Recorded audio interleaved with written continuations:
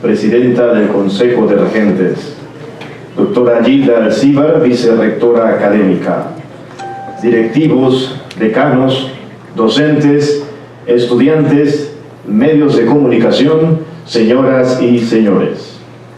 Buenos días. La Universidad de Ecotec les da la cordial bienvenida al tercer panel de la jornada académica Ecuador, Democracia y Crisis, 40 años contados por sus protagonistas. Durante esta jornada, los estudiantes y docentes han compartido de primera mano las experiencias con quienes fueron protagonistas de la consolidación de la democracia, presidentes de la República y expertos, que nos acompañan durante esta jornada para realizar una vista desde el periodismo y la historia. A continuación presentamos a quienes integrarán el panel del día de hoy. Doctor Fidel Márquez, rector Universidad Ecotec.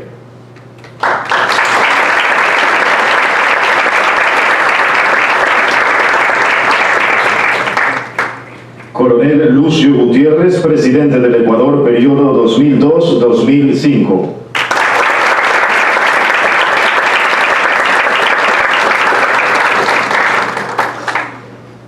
Doctor Alfredo Negrete, asesor político durante el periodo del presidente Jaime Roldós en el año 1980, secretario general de la administración del presidente Osvaldo Hurtado y secretario de comunicación del presidente Gustavo Noboa en el año 2003, y actualmente es el director del Centro de Estudios Sociopolíticos Ecotec. Para iniciar la jornada académica, doy paso al doctor Fidel Márquez, quien será el moderador del panel. Doctor.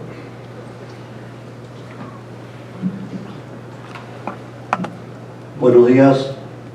Tercera jornada que tenemos en este fórum de Ecuador, Crisis y Democracia, o Democracia y Crisis. No sabemos en qué orden tenemos en el país la democracia y la crisis, por las situaciones que se han dado desde que retornamos al periodo constitucional.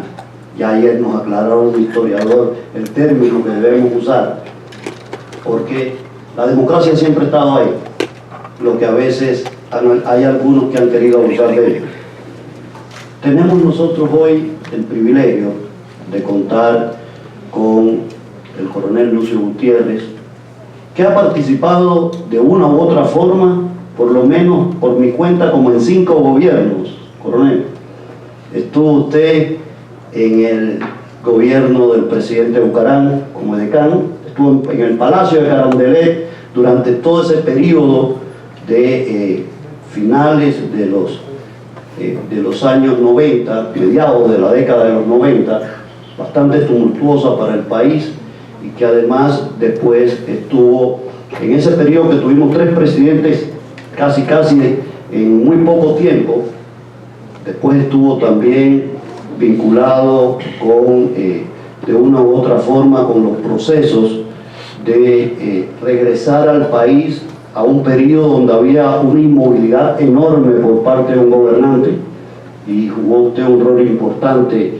en ese momento, hasta después por la vía democrática llegar a la presidencia de la República, lo cual marca todo un periodo histórico importante que posiblemente muchos de los jóvenes que están acá hoy acompañándonos, estudiantes de nuestra universidad, no habían nacido, sobre todo en la primera parte. Son jóvenes nacidos en finales de la década de los 90 o principios de este siglo, es decir, millennium totales, para desgracia nuestra, que nos ponen a correr a veces con la tecnología, pero jóvenes que están muy activos en las redes sociales y que de una u otra manera es necesario que también conozcan de la voz de los principales protagonistas de la historia del Ecuador sus vivencias y sus experiencias. No puede una juventud educarse si no tiene la sapiencia de los mayores y la experiencia que ellos han vivido. Por eso es importante este tipo de jornada.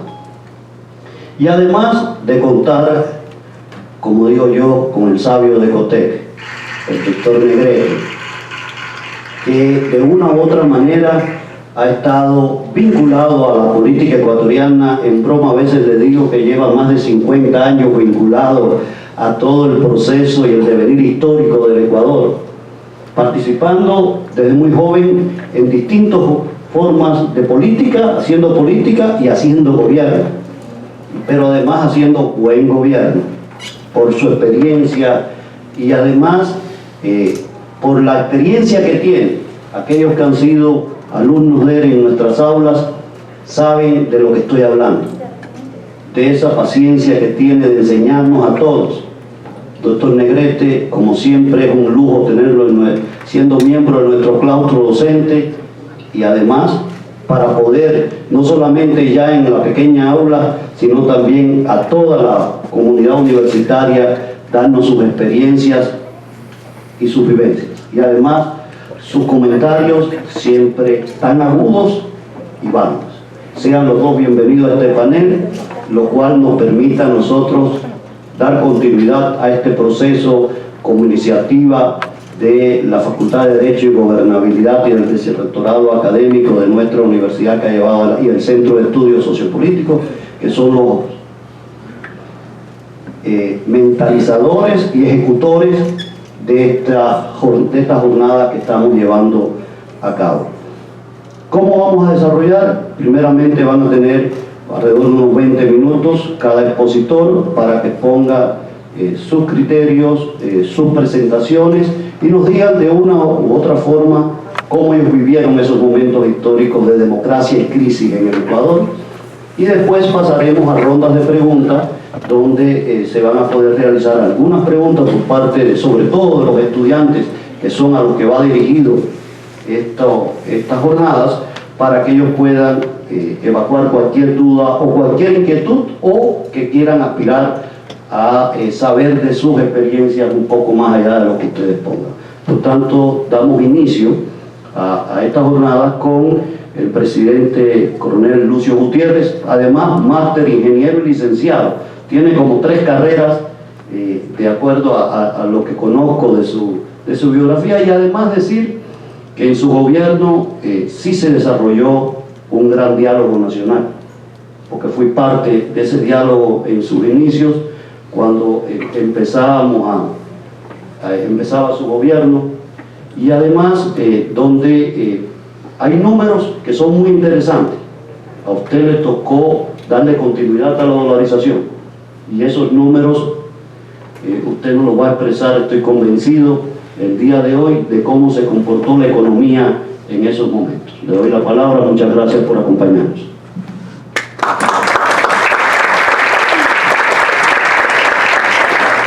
Gracias.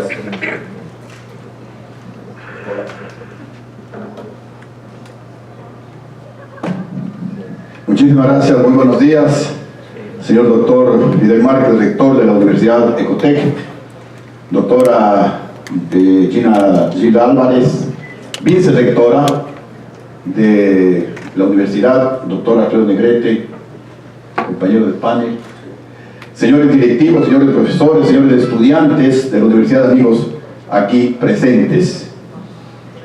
Yo comenzaría para hablar sobre estos 40 años de democracia y crisis, diciéndoles a ustedes, estimados amigos, que existen varias definiciones, como ustedes conocen, varios puntos de vista sobre lo que es o significa democracia. Para mí, la democracia se resume en darle al pueblo la mayor suma de felicidad posible. La mayor suma de felicidad posible incluye salud y educación de calidad como la tienen ustedes aquí, incluye trabajo digno con salarios justos, incluye seguridad ciudadana, entre otras cosas. Pero también la democracia, y hay que tenerlo muy presente, no solamente implica ganar elecciones, y menos cuando estas elecciones son fraudulentas, como las que hemos tenido en estos últimos 12 años de vida republicana en nuestro país. La democracia implica, entre otras cosas, respeto a la libertad de expresión y de pensamiento. La democracia implica respeto absoluto a los derechos humanos. La democracia implica tener funciones independientes del Estado. Me refiero a la justicia, al Poder Judicial y al Poder Legislativo. Democracia implica tener elecciones limpias, elecciones transparentes. Democracia implica respetar la Constitución de la República, respetar las leyes, respetar la institucionalidad del país. Democracia significa, ya lo mencioné también, darle seguridad ciudadana a nuestro país. Sin seguridad, un país se puede tornar inviable. Si no hay seguridad, nadie quiere invertir en ese país, nadie quiere ir a conocer ese país. Y es un problema gravísimo que actualmente tenemos en el Ecuador. Otros países con menos condiciones naturales que ofrecer al turista tienen muchísimos más visitantes, muchísimos más turistas que los que lamentablemente tenemos en el Ecuador, muy pocos. Y en estos 40 años de democracia, todos los gobiernos, me incluyo, unos más, otros menos, no han cumplido con lo que acabo de mencionar. Pero definitivamente el que superó todo lo imaginable, o mejor dicho, la realidad superó a la imaginación, fue en el gobierno anterior del expresidente, ahora prófugo de la justicia. En cuanto al tema de libertad de expresión y de pensamiento, se persiguió a medios de comunicación independientes, algunos fueron clausurados, algunos fueron sentenciados, multados, y se persiguió también a los opositores políticos que pensaban diferente al presidente de la República. En temas de derechos humanos, hay muertes sospechosas que todavía no se han aclarado debidamente, entre ellas la muerte del general Gabela, entre ellas la muerte de Quinto Pazmiño y su esposa, que fueron acribillados salvajemente, entre ellos la muerte del periodista Fausto Valdivieso, entre ellos la muerte de la gerente de COFIEC por denunciar el préstamo irregular que por orden del presidente prófugo de la justicia se le dio a un ciudadano extranjero de apellido Dusac. Persecuciones como la que hubo contra Fernando Villavicencio, contra Clever Jiménez, y el caso más emblemático, la persecución contra Galo Lara Yepes, asambleísta por nuestro partido Sociedad Patriótica. Sin irnos muy lejos, yo mismo, en el gobierno anterior, tuve 4 juicios, y las molestias de ir a declarar en la fiscalía y todo ese tema. Y en un juicio era más chistoso que el otro. El primero me acusaron de intento de magnicidio, es decir, que tenía por ahí un misil escondido, que tenía dinamita, para asesinarle al presidente de la República, ahora prófugo de la justicia. En otro juicio me acusaron de piratería marítima, de que yo habría contratado militares extranjeros para hundir barcos ecuatorianos. En una de las declaraciones que tenía que realizar en la fiscalía, les dije, miren, lo que pasa que el presidente Correa se ha dejado impresionar o nubilar, porque fui al juicio ese de piratería marítima. Le dije, se ha dejado impresionar por la película Los Piratas del Caribe.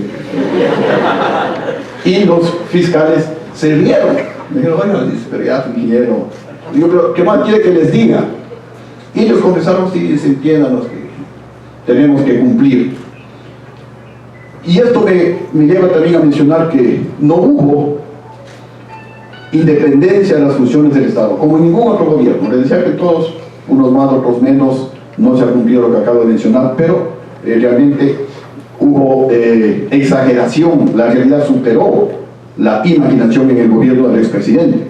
Se puso a dedo a los integrantes del Consejo Nacional Electoral para ganar las elecciones, y con fraude, como ahora ya se está evidenciando, para colocar a dedo al Contralor, al Fiscal, a los miembros de la Corte de Justicia, al Consejo de la Judicatura, etcétera, con la finalidad de tapar las fechorías del gobierno y perseguir a los opositores políticos o a los que pensábamos diferente al presidente de la República.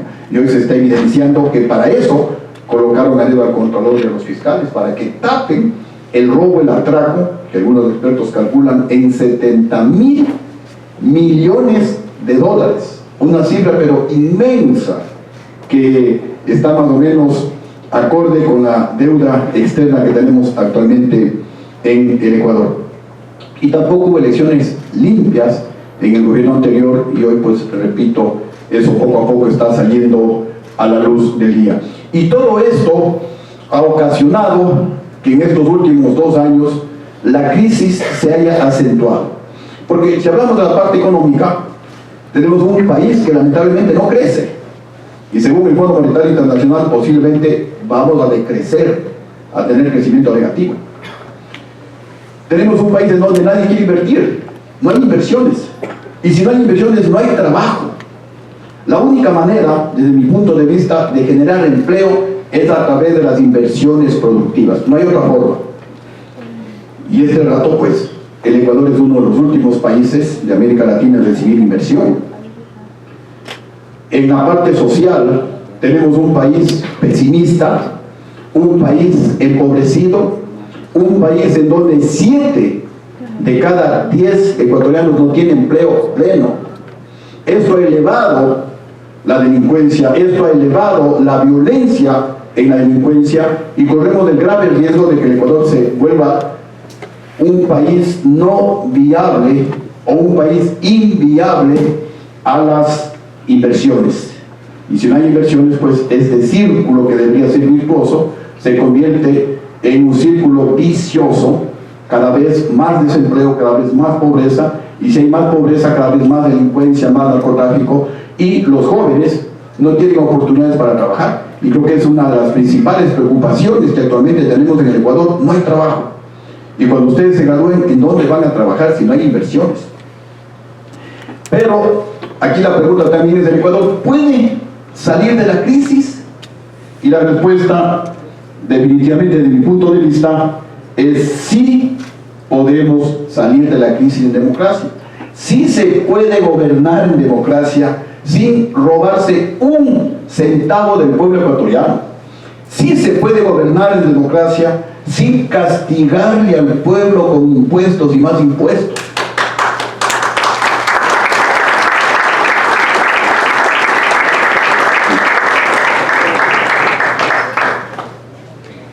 Y quiero demostrarles con resultados que cuando se maneja los recursos públicos, perdón,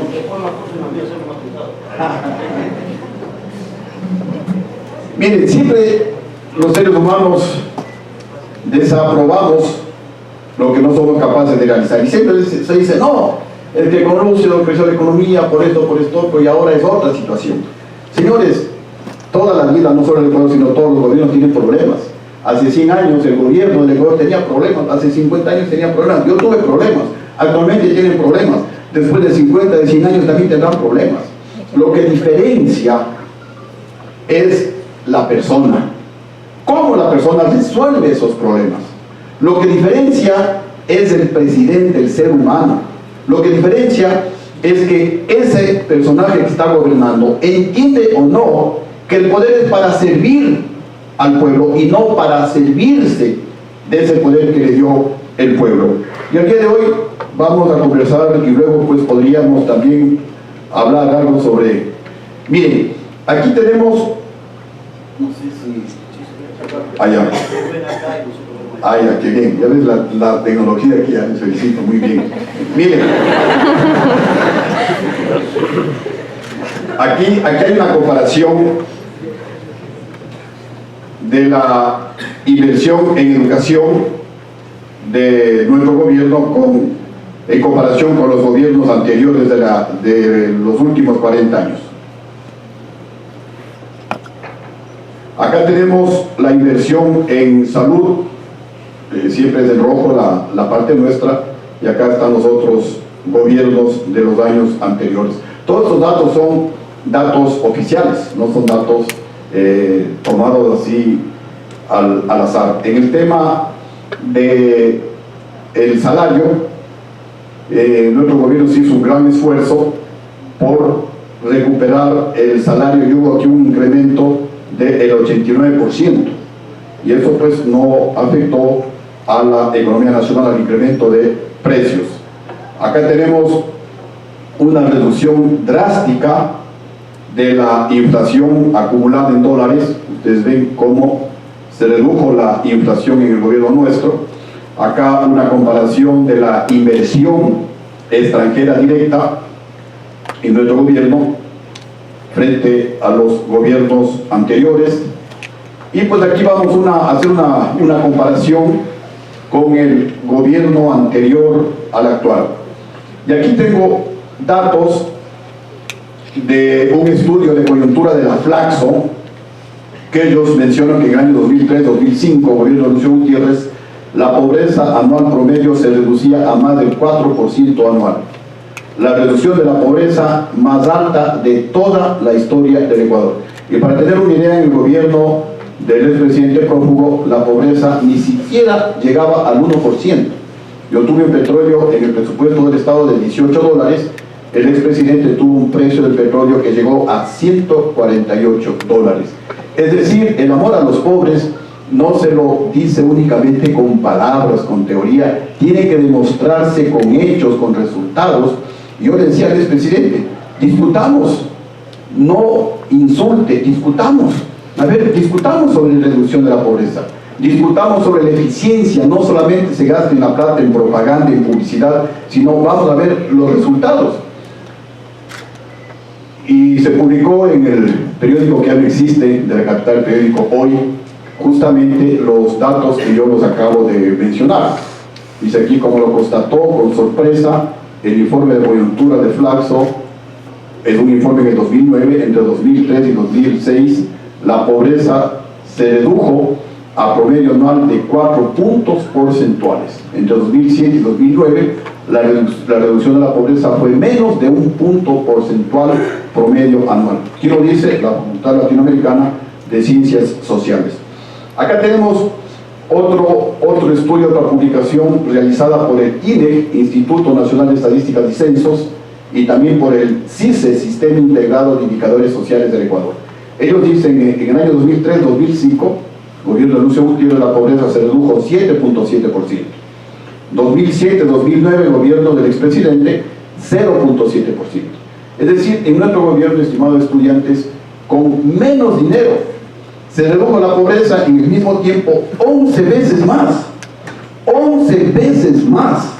Con petróleo de $18 que yo tenía en el presupuesto del Estado, versus, repito, 148 que tuvo el expresidente, y durante pues 9 años de los 10, el precio del petróleo bordeó los $100.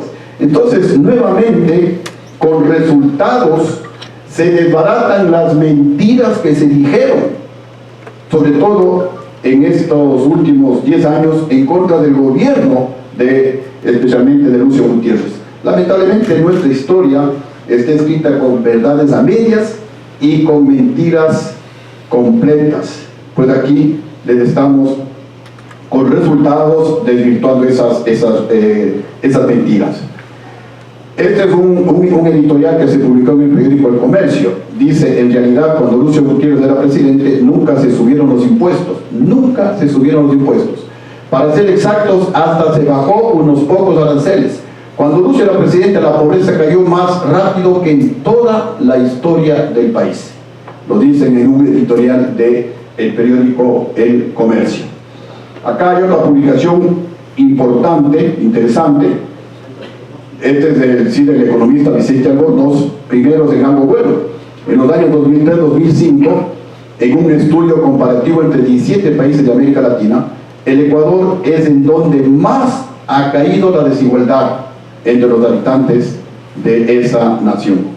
Entonces, nuevamente pues demostramos que sí se pueden lograr cosas positivas. Miren, acá hay una publicación del INEC, Instituto Nacional de Estadísticas y Censos, que dicen que el aumento de la tasa neta de matrícula básica en el gobierno de Lucio Gutiérrez fue del 9.4%, en el gobierno del expresidente fue 2.1%. ¿Qué significa esto? Que en nuestro gobierno, con menos dinero, 4 veces y media más niños entraban a las escuelas. En otras palabras, si con el expresidente entraban 100.000 niños a la escuela, en nuestro gobierno entraban 450.000 niños a las escuelas. No lo digo yo, lo dice el INE, Instituto Nacional de Estadísticas y Censos.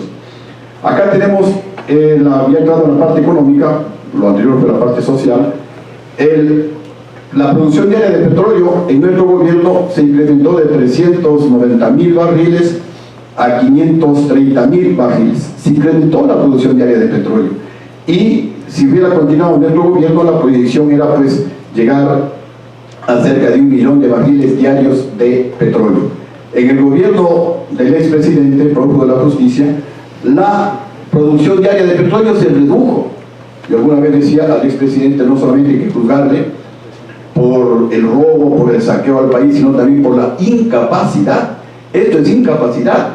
Se desperdició la época en la que el petróleo llegó a costar $148, cuando ellos debían haber continuado con la política petrolera nuestra para incrementar la producción diaria de petróleo, obviamente con tecnología, para producir el menor impacto ambiental posible.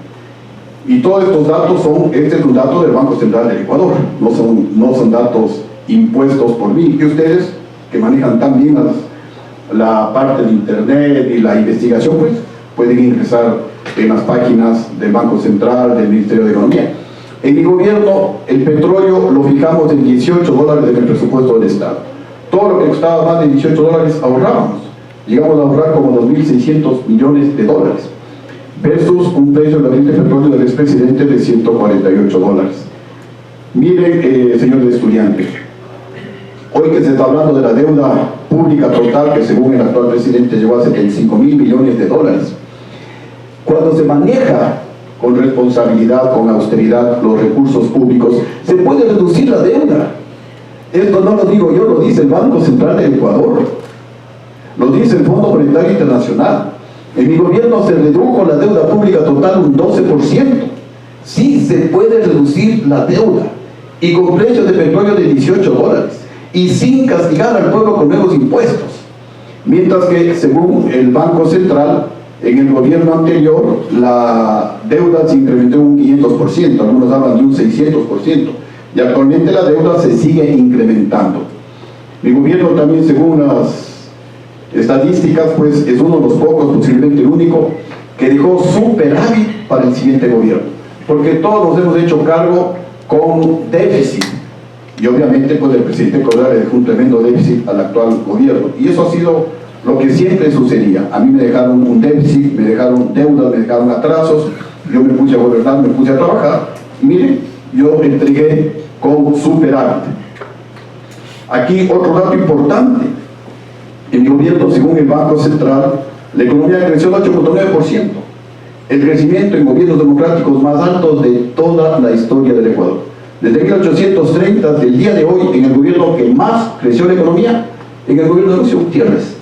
En el gobierno del expresidente, por ejemplo, en el año 2016, según estos datos, la economía decreció 4 puntos, 4.5%. No avanzamos, más bien se retrocedió. Entonces, el mensaje aquí más importante es que sí se puede salir de la crisis.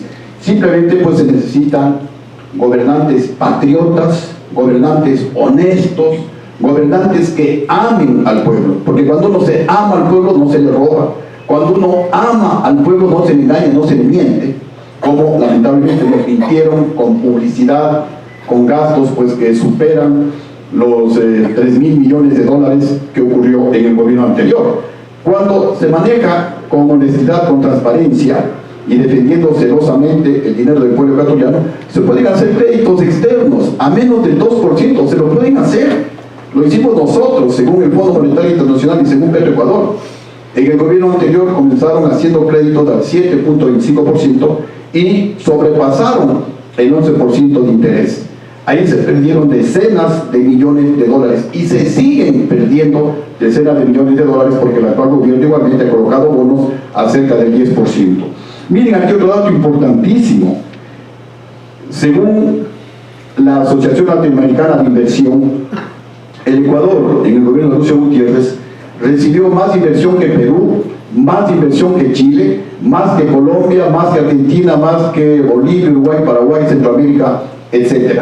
Éramos el tercer o cuarto país de América Latina que más inversión extranjera recibíamos. Invertían en el Ecuador, es decir, creían más en el gobierno ecuatoriano que en los gobiernos vecinos. Ustedes son muy jóvenes, pero si les preguntan a sus papitos, en nuestro gobierno, los colombianos y los peruanos venían a comprar acá al Ecuador. Aquí todo era más barato. Ahora es al revés. Ahora nosotros vamos a dejar los dólares en Perú, en Colombia, generando liquidez en nuestro país. Y miren, aquí un razonamiento que discutíamos en otra universidad hablando sobre temas económicos.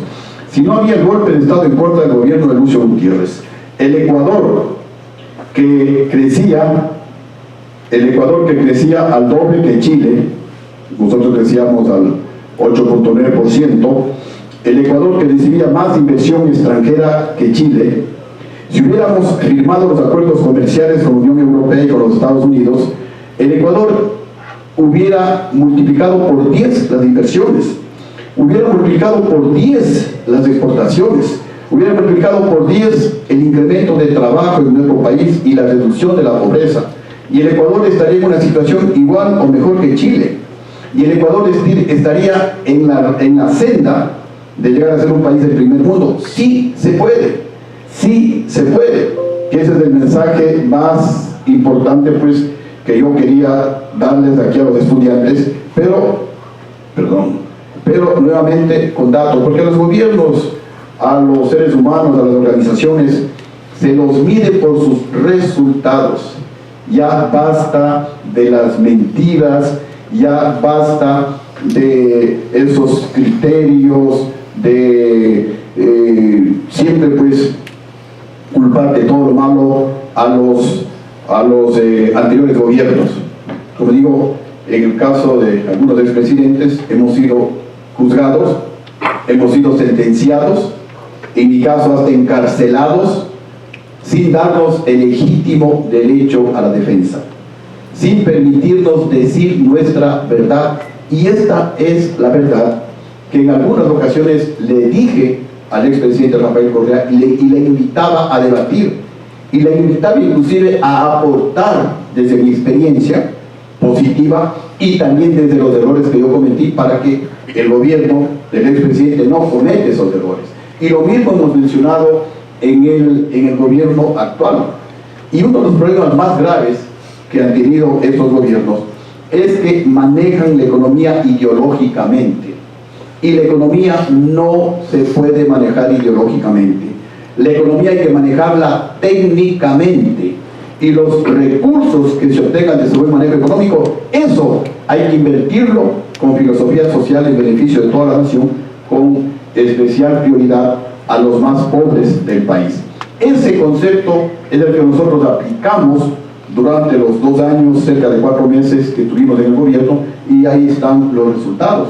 La mayor reducción anual de la pobreza de toda la historia del Ecuador, el mayor crecimiento de la economía en gobiernos democráticos en toda la historia del Ecuador, la mayor inversión extranjera de toda la historia del Ecuador, y eso es lo que quiere cualquier país del mundo, y eso es lo que queremos los ecuatorianos, porque Chile recibe una inversión de alrededor de 18.000 millones de dólares, Colombia creo que bordea los 15.000, el Perú los 12.000 millones, y el Ecuador no llegamos a 1.000 millones, creo que ni siquiera a 500 millones, en lugar de avanzar hemos retrocedido, y nuevamente esa es la gran preocupación. Si no hay inversión productiva, no hay trabajo, no hay otra forma de crear trabajo en un país, sino es a través de inversiones.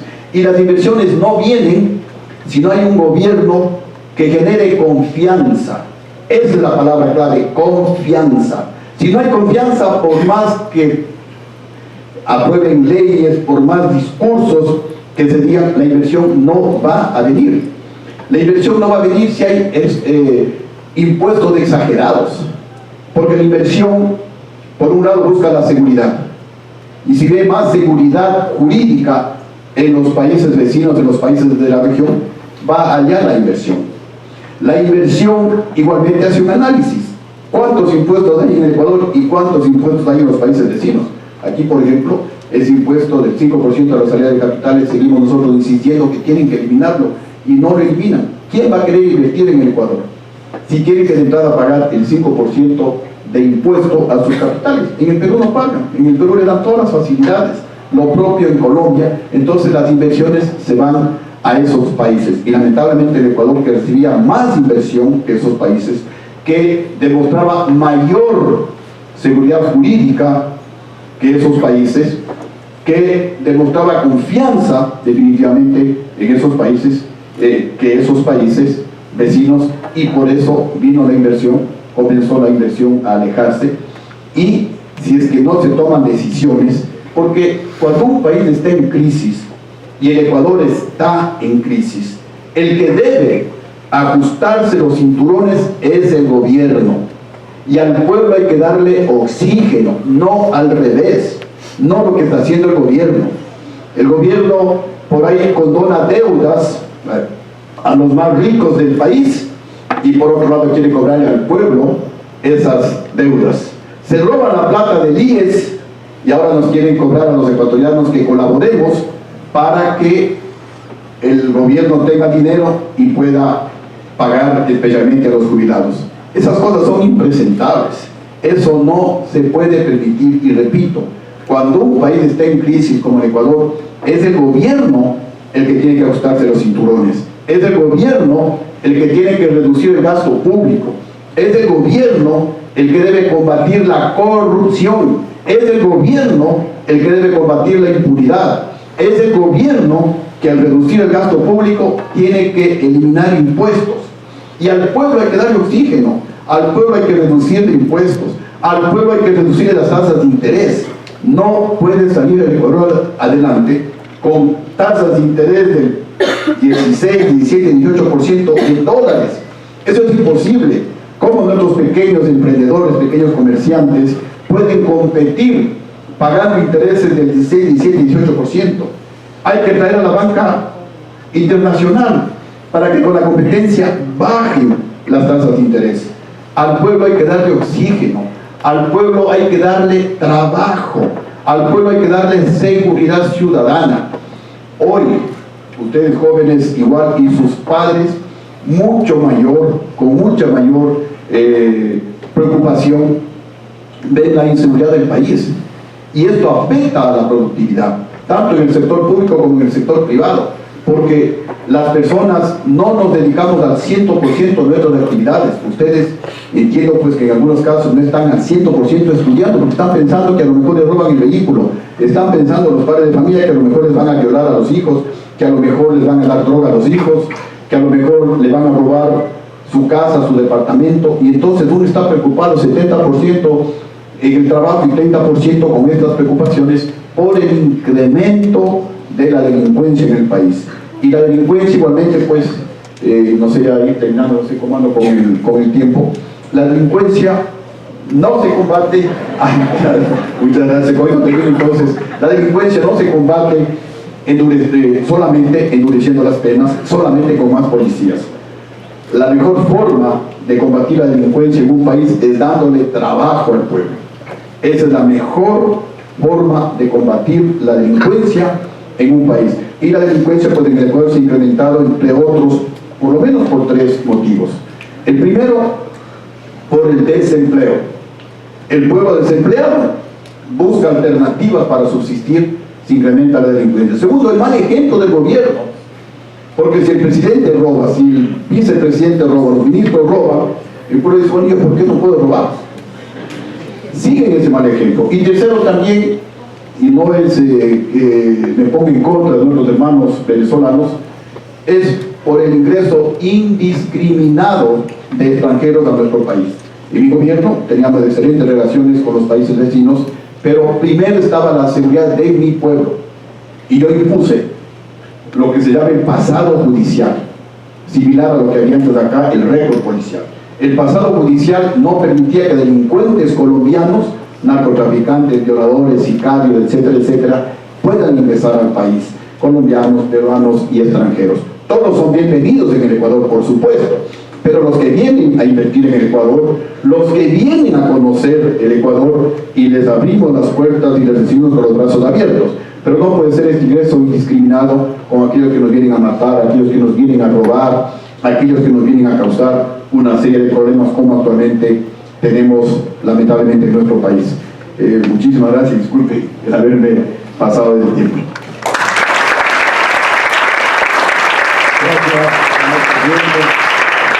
Estamos en las palabras, siguiendo lo que habíamos establecido como la forma de funcionar al doctor Negrete. profesor al podio.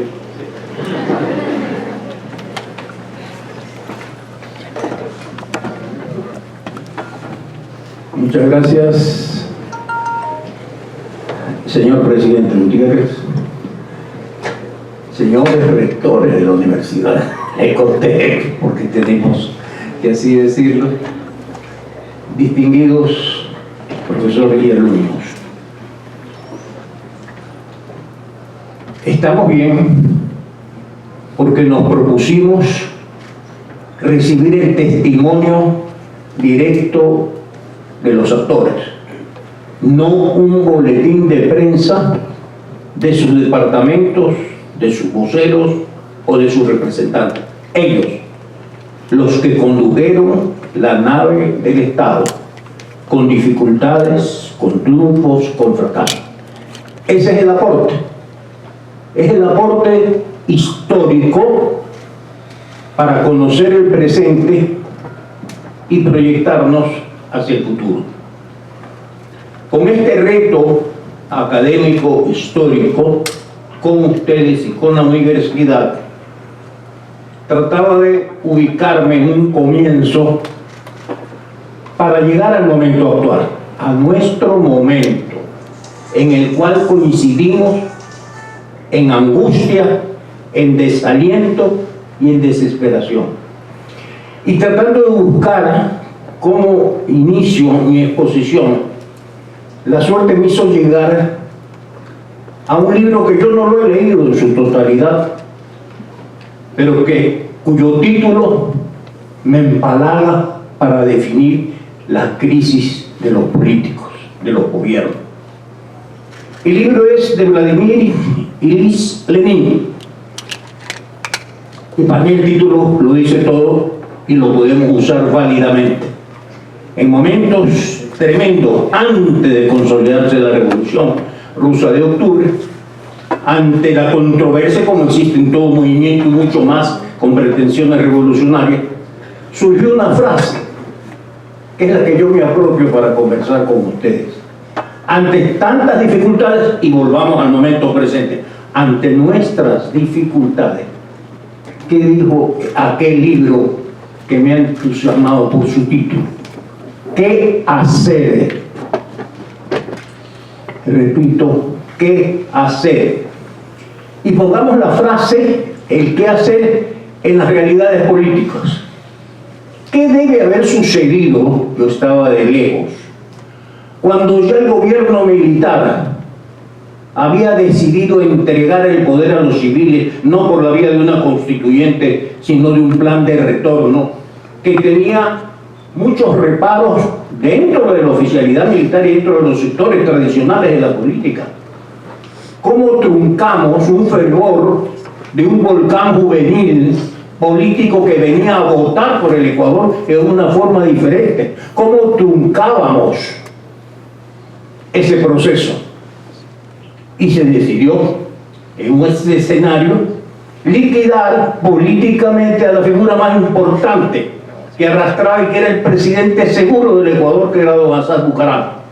Y se le puso el requisito de que para ser presidente y jefe de las Fuerzas Armadas tenía que tener padres ecuatorianos, que don Assad no los tenía. Y ahí vino la pregunta, ¿y qué hacer? ¿Y qué es lo que podemos decir nosotros? ¿Qué hicieron? Tuvieron que resolver. No se pudieron quedar en la pregunta. La transformaron. Ya no dijeron qué hacer y no. ¿Cómo podemos salir adelante? Y se les ocurrió al líder absoluto de la política populista del Ecuador en ese momento coger a su sobrino político y a su esposa y decirle, tú eres el candidato. ¿Cómo? Tú eres un hombre honorable con un prestigio profesional y académico de primera, que tiene una serie de características que vas a explotar, tú vas a ser el presidente. Y vicepresidente, ¿dónde lo sacamos? Y tuvieron que llamar a Juan Hurtado, de una joven democracia cristiana en el Ecuador que se encontraba entre Alemania e Italia, para decirle, usted es el vicepresidente. Superaron, ganaron las elecciones, soportaron la oposición, derrotaron al ala militar que no quería el plan de retorno y derrotaron en las urnas a un grupo político que exclusivamente representaba el pasado. ¿Qué hacer? Lo hicieron. Y así debe haber pasado muchos momentos en nuestra historia. Pero vamos a uno mucho más difícil, mucho más complejo, que el señor presidente Gutiérrez lo puede haber vivido directamente. La guerra del CENEP. Militarmente estábamos bien. Habíamos aprendido la dura lucha de Paquicha. Las Fuerzas Armadas estaban con una convicción y con una capacidad profesional solo equivalente a su decisión y a su valor. Y se inició el conflicto. Volvieron los señores peruanos a meterse en territorio de un área no delimitada, donde no se sabía qué era del uno y qué era del otro, producto del error de la delimitación del protocolo, y se inició la guerra. Y el señor presidente sabe que nos fue bien. Y aquí el señor Alfonso Espinosa no lo dijo, pero sí lo dice en su libro, llegó a Tiguinizá con 18 periodistas y una periodista peruana, izaron la bandera y se regresaron. Estuvieron en pleno centro de batalla. Solamente estaban protegidos por las minas que no las podían topar de uno ni otro lado. En esas condiciones ya el Perú reaccionaba. Estábamos acorralados. El triunfo había estado, los vientos habían estado a favor, pero ya los vientos venían en contra. Ya la diferencia entre el uno y otro país iba a ser notoria. Ya había posibilidad de recuperación. ¿Qué hacer? Y hay que reconocerlo, y creo que no se lo ha hecho todavía suficientemente, por lo menos a su memoria. Se utilizó un recurso rarísimo, el qué hacer. Lo hizo el presidente Durán Ballén. Hizo lo que no se había hecho antes, porque se había dicho que el protocolo, a pesar de haber sido formado y ratificado, aunque nos lo hicieron firmar con la pistola en la cabeza, pero había sido firmado y reconocido válido para la comunidad internacional, siempre para nosotros, siguiendo el velasquismo, fue nulo. Y si no era nulo, y si era nulo, ¿cómo podíamos utilizar algunos de los recursos que ese protocolo tenía? ¿Qué hacer? Lo hizo Sixto Durán Ballén. Reconoció el protocolo e inmediatamente movilizó a los garantes, lo que no se había podido hacer antes. Y luego de negociaciones llegamos a la paz.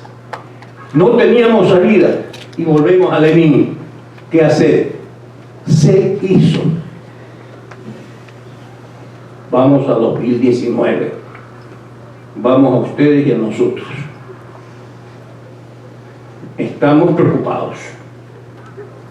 Como profesor del uno de ustedes, sobre todo de los primeros años, conozco la ansiedad. Les pregunté a los alumnos, ¿ustedes votaron el domingo pasado? Sí. ¿Sabían ustedes qué es el Consejo de Participación Ciudadana? No. ¿Y votaron? Sí. ¿Y por qué fueron a votar? Fuimos a votar por lista, pero no había lista. ¿Y qué hicimos? Llevamos pollas. Por favor, ¿qué hacer?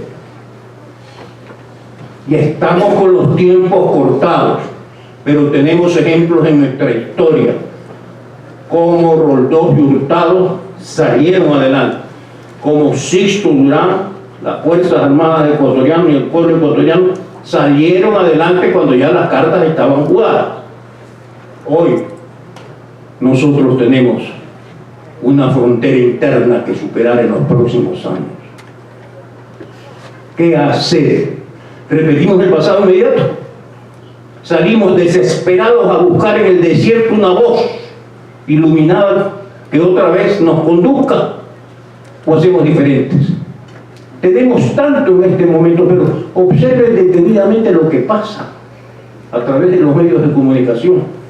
Hay comisiones, se habla de una constituyente, se habla de una reforma constitucional, se habla de enmiendas constitucionales, hay espantosas peleas en el Tribunal Electoral, hay dos señoras de reconocido nivel y de mucho cariño nacional, enfrentadas públicamente, equivocadas de historia, de país, de sitio. Por favor, tenemos muchos problemas. La seguridad puede ser el mayor, pero el principal problema que tenemos es el orden político. Yo creo que ya tenemos la experiencia, a pesar de que ustedes nos digan en las clases que exactamente no entienden bien qué es esto del populismo. Sí saben.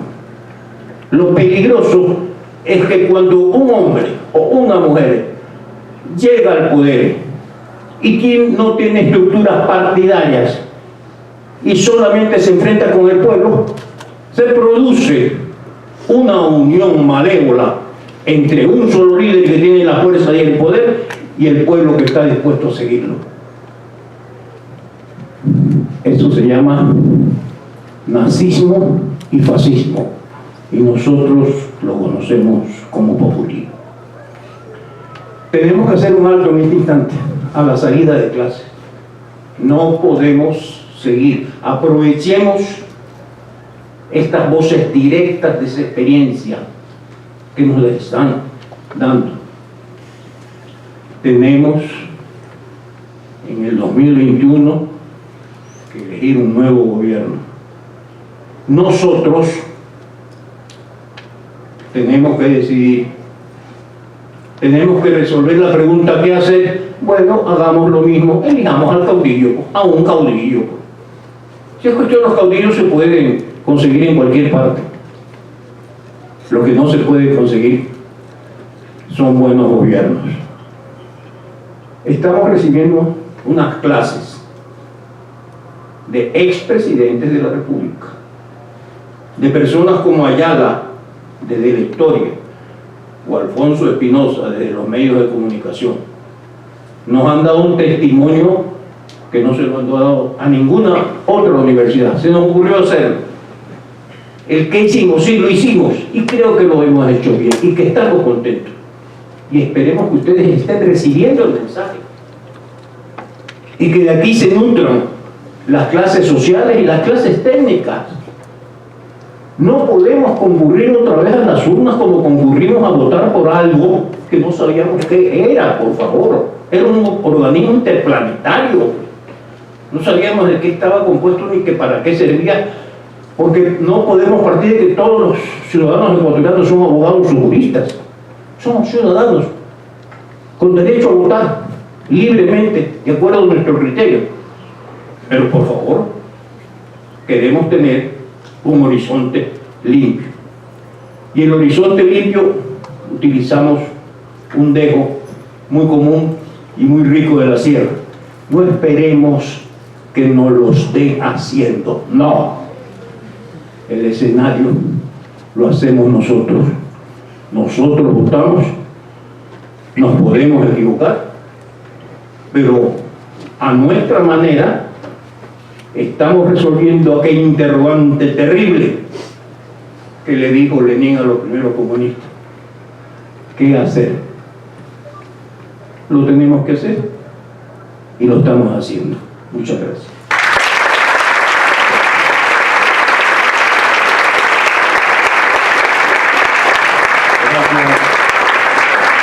Gracias, doctor.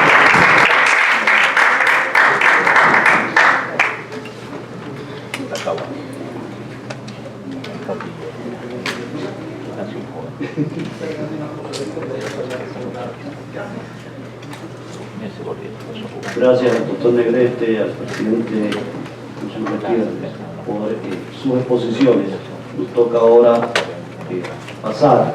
No voy a hacer ninguna relatoría ni nada por el estilo, porque creo que son más que elocuentes las palabras de los dos opositores y el cierre que ha hecho el doctor Negrete de la importancia que tiene este tipo de clases, porque estas son clases de vivencia, clases prácticas que de una u otra manera tiene que ser algo integrante de nuestro modelo pedagógico. Esa es Ecotec, el Ecotec de ustedes jóvenes, por tanto doy la palabra al moderador. Usted va a preguntar, señor, no. A ver, vamos a empezar, vamos a romper protocolo y empecemos por usted la primera pregunta.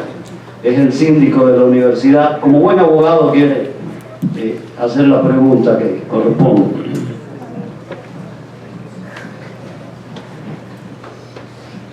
Gracias, rector. Yo siempre rompiendo un poquito los esquemas.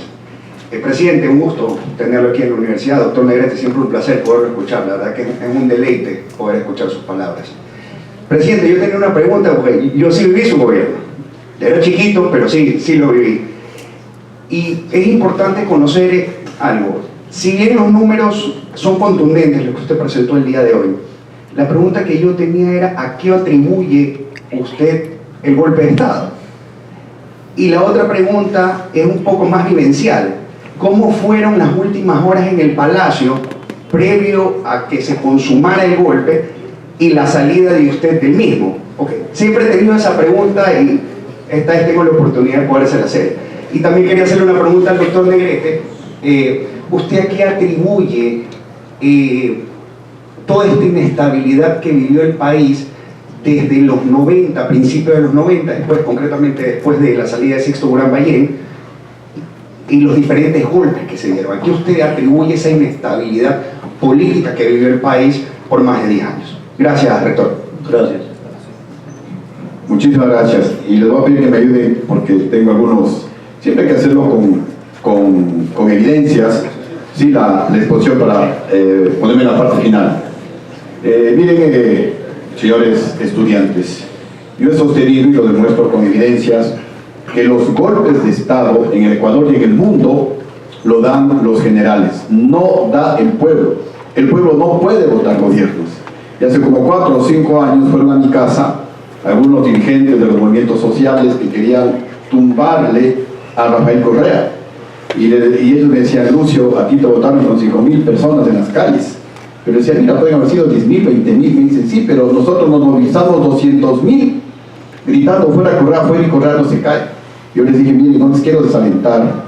Ustedes pueden movilizar a todo Quito, 2 millones de quiteños, gritando fuera Correa. Pueden incendiar Quito, todas las casas de Quito pueden incendiar. Que si los generales no le quitan el respaldo a Correa, no se va a caer.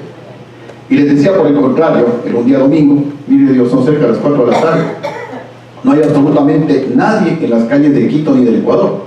Pero si el jefe del comando conjunto le quita el respaldo a Correa, en ese momento se cae Correa. Y les damos los ejemplos de Chile, donde 300.000 estudiantes universitarios en una batalla campal, creo que de 3 meses con los carabineros, no le pudieron votar al presidente en esa época, hoy reelecto, Piñera. En España, los indignados, 300.000 indignados en contra del presidente del gobierno del Reino de España, Mariano Rajoy, no lo pudieron votar. Y en esa época, pues todavía lo de Nicaragua, le decía, miren, el caso más categórico, Venezuela. Se movilizan más de 1 millón, 2 millones de venezolanos. En esa época creo que ya había como 200 muertos, todavía no se daba la diáspora que tenemos hoy. Decía, mire, y no le pueden votar, ni le van a votar a Maduro, mientras los generales cómplices con temas de corrupción allá en Venezuela lo sigan sosteniendo en el poder. Entonces, ese tema de los forajidos fue un invento que lo realizaron. ¿Quién estuvo detrás del golpe de Estado? Miren, ahí hay un periódico internacional que dice, Chávez puso el dinero para golpe en Ecuador. El otro es una publicación del periódico de aquí de Guayaquil, El Universo, en donde aquí se habla que un complot, un mosaico peligroso, financiado por el gobierno de Venezuela, con la participación de las FARC, de cubanos y algunos extremistas ecuatorianos, dieron el golpe de Estado, como dice ahí, para oponerse a la firma de los acuerdos comerciales con la Unión Europea y con los Estados Unidos. Y también, pues, en estos cables de Wikileaks se habla que el gobierno exitoso, así lo ponen ahí, de Gutiérrez era un obstáculo que había que retirarlo para la expansión del socialismo chavista del siglo XXI en el Ecuador. Y ahora el testimonio. Yo tenía simpatía por Chávez, no lo conocía, lo conocí cuando asumí la presidencia de la República el 15 de enero del año 2003, y luego de las cumbres presidenciales nos reuníamos y conversábamos sobre el combate a la corrupción en otros países, sobre mejorar temas de educación, de salud, trabajo para los más pobres. Pero cuando Chávez comenzó a hablarme Lucio, tienes que controlar los medios de comunicación, tienes que controlar los medios de producción. Yo le decía, Chávez, estás equivocado, eso es dictadura, y en dictadura nadie invierte, y si no hay inversión, no hay trabajo, y los que más van a sufrir son los pobres de nuestros países. Chávez me decía, pero mira, Fidel Castro controla los medios de comunicación en Cuba, controla los medios de producción en Cuba, y está más de 50 años en el poder. Estoy hablando de 2003, 2004, Fidel Castro todavía vivía, hoy pues ya no vive y en paz descanse. Yo le decía, mira Chávez, yo no me quiero quedar ni 10 años, tengo 50 años en el poder, yo quiero terminar mis 4 años, dejar las bases firmes para el desarrollo del país e irme tranquilo a mi casa. Chávez insistía y me decía, Lucio, no puedes firmar el acuerdo comercial con la Unión Europea, no puedes firmar el acuerdo con los Estados Unidos, que somos países bolivarianos y una serie de cosas. Me decía, ¿por qué no firmas con Cuba? Yo le decía, mira Chávez, la economía no se maneja ideológicamente, la economía se maneja técnicamente, y los recursos que se obtengan de ese buen manejo económico, eso se invierte con filosofía social en beneficio de los más pobres. Y le daba datos, en el 2004 ya teníamos datos, decía, mira, en el Ecuador vamos a crecer al 9%, el crecimiento de la economía más alto de toda América, más alto de toda la historia del Ecuador, y uno de los crecimientos más altos del mundo. En esa época solo inferior a la China, que crecía como el 10%. Y le insistía, le decía Chávez, mientras la economía en Cuba, en Venezuela, la economía más bien se está reduciendo. Yo le decía, mira, en el Ecuador estamos reduciendo la pobreza más del 4% anual, la reducción de la pobreza más alta de toda la historia del Ecuador, mientras en Venezuela la pobreza se está incrementando. Entonces le decía Chávez, nosotros obviamente tenemos que seguir corrigiendo errores, pero estamos avanzando, creo, por el camino adecuado. Tú le decía a Chávez, estás equivocado, reacciona, reflexiona. Y le decía, mira, yo no tenía ningún problema en firmar un acuerdo comercial con Cuba, más allá de que no comparto la violación a los derechos humanos, que desde mi punto de vista existía en Cuba. Pero le decía, como la economía no se maneja ideológicamente, sino técnicamente, yo firmaría un acuerdo comercial con Cuba. Pero los acuerdos se firman, primero pues técnicamente, y segundo si es que hay intereses mutuos entre los países. Yo decía, mira, yo no le vendo nada a Cuba, ni Cuba nos compra nada al Ecuador, ni nos vende nada, entonces ¿para qué voy a firmar un acuerdo comercial? Mis principales socios comerciales son los países latinoamericanos, especialmente los vecinos, Perú y Colombia, la Unión Europea, los Estados Unidos, y yo lo que quiero es crear la mayor cantidad de trabajo en mi pueblo, en mi país, especialmente darles oportunidades a los jóvenes para cuando se gradúen de las universidades tengan en dónde trabajar, porque es lo que queremos como jóvenes, como seres humanos, un trabajo digno para realizarnos como ciudadanos, como seres humanos y también para mantener a nuestras familias. Decía, mira Chávez, definitivamente tú estás completamente equivocado. Entonces hubo un distanciamiento con Hugo Chávez en las próximas reuniones, cumbres presidenciales. Chávez decía Lucio, le decía Hugo, y en realidad yo me iba por otro lado. Cuando vino acá, hacía ruedas de prensa con el presidente prófugo de la justicia, decía Lucio, un cobarde, me ve y se corre. No es que me corría, lo que pasa es que no entendía. O sea, desde mi punto de vista él estaba completamente equivocado. Y entonces Chávez, según la prensa internacional, ahí está, Chávez financió el derrocamiento de Gutiérrez en Ecuador, y según Wikileaks, el gobierno de Gutiérrez era un obstáculo que había que retirarlo, porque Chávez a mí no me iba a dificultar, no me iba a convencer de algo en lo que no creo, algo que ha destruido a países, y la última muestra es Venezuela. A Venezuela nosotros decíamos, no se la destruye ni con una bomba atómica, pero mire cómo han destruido a uno de los países más ricos del mundo, con las reservas de petróleo y la producción de petróleo de los más altos del mundo, las reservas de las más grandes del mundo, en petróleo y en gas natural. Imposible a un país tan rico destruirlo, pero lo han destruido, lo han destruido. Miren cómo son estos modelos de nocivos para los países, y ese modelo quería Chávez que implante en el Ecuador. Como no lo hice, obviamente Chávez financia el golpe de Estado.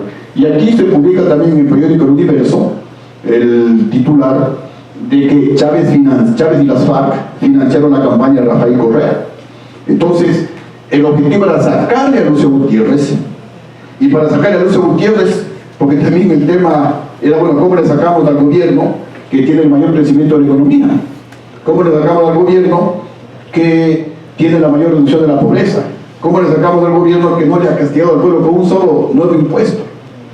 Si los colombianos y los peruanos venían a comprar al Ecuador, porque aquí todo era más barato y nos dejaban el dinero, y ese dinero pues movía la microeconomía ecuatoriana y eso nos ayudaba a que el Ecuador salga hacia adelante. Entonces, dentro de ese complot ideológico, la izquierda internacional comienza a maniobrar en el país y le traen al expresidente Abdalá Bucaram para endosarme a mí y que de alguna manera la gente de Quito se levante. Y luego hacen el tema de la pichicorte, la llamada pichicorte. Igualmente ellos maniobran porque había que crear de alguna manera un clima de inestabilidad en el país, o por lo menos en Quito, para que la gente se levante. Porque ¿cómo toman contra un gobierno? Por más que la oposición decía, no, el gobierno corrupto. Mi gobierno también, con mucho orgullo, creo que es el único en la historia del Ecuador, al menos de estos 40 años, que no tiene un ministro preso. Se han dicho muchas cosas de mí, yo vine a la cárcel a dar la cara, estando el gobierno golpista en el poder. Vine, aquí estoy. Tenía como 94 denuncias de la Fiscalía General del Estado, y aquí estoy. Y gané toditas porque eran pura mentira. Que Correa repetía que el gobierno corrupto de Lucio, que Lucio huyó, que Lucio jugó, que Lucio cobarde, que ni siquiera, que ni sé cuánto. Y sin embargo, pues el cobarde de Lucio vino a la cárcel a dar la cara, y el valiente, prófugo de la justicia. El corrupto de Lucio demostró su inocencia y hoy camino por el país solo, sin guardaespaldas, libre, y el otro no puede venir a rendir cuentas ante la justicia ecuatoriana. Entonces, lo dice Wikileaks, el que financió el golpe de Estado en contra de Lucio Gutiérrez fue Hugo Chávez. Hugo Chávez compró conciencia de algunos periodistas, de algunos activistas ecuatorianos. Se unieron los partidos de la derecha, el Partido Social Cristiano, el Partido Izquierda Democrática, se unieron, y los que ejecutaron el golpe fueron los generales a los que yo mismo les había nombrado. Si los generales no le quitaban el respaldo a mi gobierno no se caía, porque no había razón por qué votarle al gobierno que, según repito los resultados, son los mejores de toda la historia del país. No lo digo yo, lo dicen los organismos encargados, son los mejores del país, de toda la historia del Ecuador. ¿Cómo le votamos a ese presidente? Entonces se inventan dentro de ese complot, que repito, no lo digo yo, lo dice Julian Assange, de la traída del expresidente Bucaram, y me culpan a mí de la pichicorte, y me culpan a mí. Hay declaraciones de los medios de comunicación que yo estaba en desacuerdo con los dos temas, pero obviamente perdí la guerra informativa, que es uno de los grandes errores que yo tuve. No se publicó, no se publicitó los logros del gobierno por una exagerada austeridad, y eso es parte de la formación militar. En la formación militar pues tenemos ahí armamento de 40 años que todavía se lo puede utilizar. Eso es imposible en otros sectores. Entonces uno en la vida militar actúa con mucha austeridad. Eso me sirvió. A veces pues yo era más austero que el propio ministro de Economía, que venía a decirme, presidente, están pidiendo ni sé cuánto para tal tema. Le decía, ¿está en el presupuesto del Estado? No, señor presidente. Entonces no les dé, pero es que usted sabe que políticamente después van a molestar. Le dije, a ver, ¿está en el presupuesto? No, señor presidente. Entonces no les dé. A ratos era yo mucho más radical que el propio ministro de Economía, que quería un poquito aflojar, porque si no, no hubiéramos tenido estos resultados. Entonces, esa austeridad que nosotros mantuvimos en nuestro gobierno, de alguna manera pues permitió tener estos resultados. Y creando este clima de que yo le traje al expresidente Bucaram, de que yo nombré a la pichicorte, de alguna manera crearon un escenario para que los generales me quiten el respaldo y se materialice el golpe de Estado. Antes de contar la segunda pregunta, también algo muy rápido. Me dice, no, Lucio Gutiérrez también dio un golpe de Estado. Miren, la Constitución dice que una de las misiones de Fuerzas Armadas es defender la soberanía nacional. Y en el primer artículo de la Constitución dice que la soberanía radica en el pueblo. Entonces nosotros, era coronel, con un grupo de militares, en lugar de reprimirle al pueblo, que en esa época reclamaba por su dinero, estoy hablando del año 2000, muchos de ustedes ni siquiera nacían, nos robaron más de 8.000 millones de dólares al pueblo y querían que los militares reprimamos a ese pueblo que estuvo junto a nosotros en la guerra del Cenepa, muy bien relatada por usted. ¿Cómo le podíamos a ese pueblo masacrar si ese pueblo estuvo con nosotros en la defensa del Cenepa y ahora reclamaba por un dinero suyo, por un dinero justo? No estaban reclamando por impuestos, no estaban reclamando por aumento de sueldos, reclamaban por su dinero que les habían robado. Entonces nosotros no podíamos defender a un gobierno que le estaba robando el dinero al pueblo. Nos unimos al pueblo, protestamos contra esa acción del gobierno y los generales, el general Carlos Moncayo, hermano de Paco Moncayo, se aprovechan de la situación este 21 de enero del 2000. Estas son las verdades que no se han dicho y se ha escrito la historia con verdades a medias o con mentiras completas. Lamentablemente así se escribe la historia, dependiendo de la ideología del que escribe la historia, dependiendo de los intereses del que escribe la historia, dependiendo inclusive de quién financia al señor que está escribiendo la historia y no en base a los hechos reales. Yo les agradezco a la universidad que nos ha permitido a los actores decir de primera mano nuestra verdad. Lo dije hace un momento, al menos a mí me han enjuiciado un montón de calumnias, me han sentenciado, me han encarcelado y no me han dado el legítimo derecho a la defensa como me lo están dando el día de hoy. Entonces, el 21 de enero del 2000 los generales se aprovechan de la situación y le quitan el respaldo al presidente Yamil Maguad. En ese momento se configura el golpe de Estado. Si los generales no querían golpe de Estado, simplemente nos rodeaban en el Congreso 2 días, 5 vidas, sin luz, sin agua, se acababa la rebelión, nos hubieran encarcelado como finalmente hicieron con nosotros, nos encarcelaron, nos dieron la baja del ejército y continuaba el presidente Yamil Maguad, pero se aprovecharon de la situación los generales y le quitaron el respaldo al presidente Maguad. Si no, a lo mejor no se cae el presidente Maguad. Los generales realmente pues son los que dan el golpe de Estado. Bien, sobre esos últimos días, a ver, también en una ocasión dije que a mí me drogaron el día anterior, porque, es decir, el 19 de abril, es un poquito largo, luego me disculpe, pero son temas históricos. Yo los detallo en un libro que espero publicarlo este año, sino máximo los primeros meses del próximo. El golpe lo quisieron dar el 15 de abril del año 2005. Vino gente por 4 frentes a tomarse el Palacio de Gobierno, que lo habían dejado descubierto tanto los policías como los militares. Y a mí me tocó tomar el mando y con los militares que hacen los honores se defendió el Palacio de Carondelet y se disolvió a los que intentaban tomarse el poder. Y ahí se ratifica lo que dice Julian Assange en los videos que posteriormente nos indicaron. Estaban pues los marchistas, los que se querían tomar el Palacio de Gobierno, cuando las fuerzas militares que son para rendir honores les lanzaban bombas lacrimógenas. Los señores de estas columnas cogían las bombas, primero se ponían una máscara antigua, cogían las bombas y les relanzaban a los militares. Y la conclusión era muy simple: ¿cómo, si eran personas civiles, estudiantes, profesionales, primero cómo tenían máscaras, que es un instrumento o un artículo netamente militar? Y segundo, para ponerse una máscara, uno tiene que estar entrenado, porque usted se va a ahogar. Una máscara antigua, no me pongo la máscara antigua y ya, no.